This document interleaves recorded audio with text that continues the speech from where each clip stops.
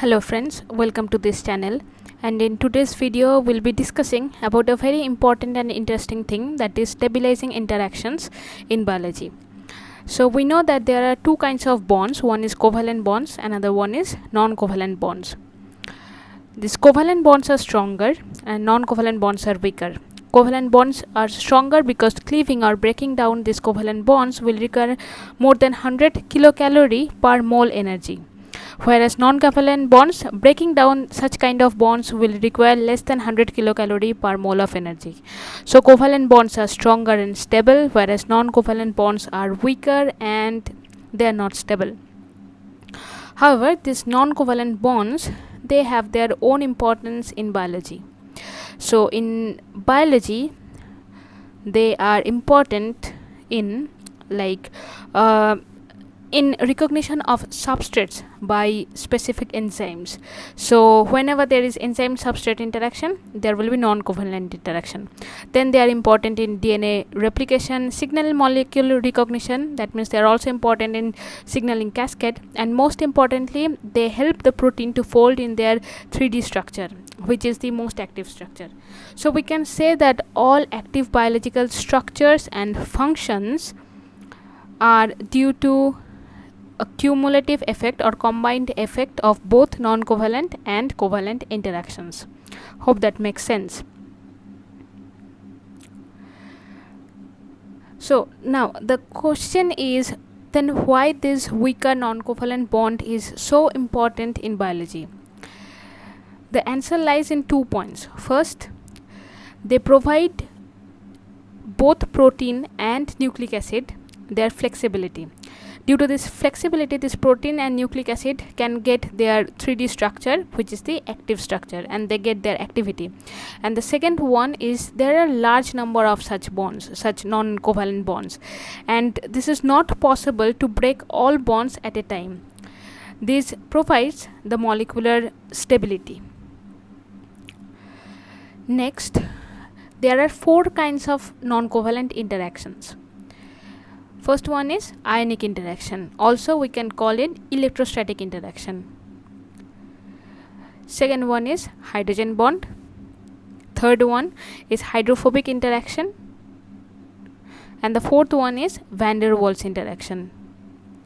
The van der Waals interaction is actually contact dependent interaction. Now one should remember always that these 4 kinds of non-covalent bonds have difference in their geometry, specificity and strength, and there is a profound effect on the presence of water. Now we'll compare these 4 kinds of bond in terms of strength, distance and other factors. First, the ionic interaction. So this is strength, distance and other factors. So strength will discuss in kilojoule per mole, distance in nanometer. So first, the ionic interaction or electrostatic interaction. The strength is 20 kilojoule per mole, distance 0.25 nanometer, and the strength is actually depend upon the polarity of both the ions, and sometimes they may include the hydrogen bonds. Like we have NH3 plus ion and CO minus ion, and the bond between these 2 ions is electrostatic interaction. The second one is hydrogen bond. So for hydrogen bond, the strength actually varies between 12 to 30 kilojoule per mole, and the distance is 0.3. The distance is distance between 2 atoms, and the major factor is the strength of both hydrogen donor and hydrogen acceptor. The more polar one atom, the more stronger hydrogen bond will be. The third one is hydrophobic interaction. The strength is less than 40 kilojoule per mole. Distance doesn't matter, and this is a complex phenomena. This hydrophobic interaction is a complex phenomena, and it depends on the degree by which water molecule is disordered as discrete hydrophobic molecule. Okay, so These are the three, and the last one is van der Waals interaction. Van der Waals, as I have already mentioned, that this is a contact dependent mechanism or contact dependent force. The contact should be the distance between two atoms will be 0.2, strength is 0.424, and this strength actually depends upon the distance between two atoms along with the area of contact. The more the area of contact, more will be the strong for van der Waals force.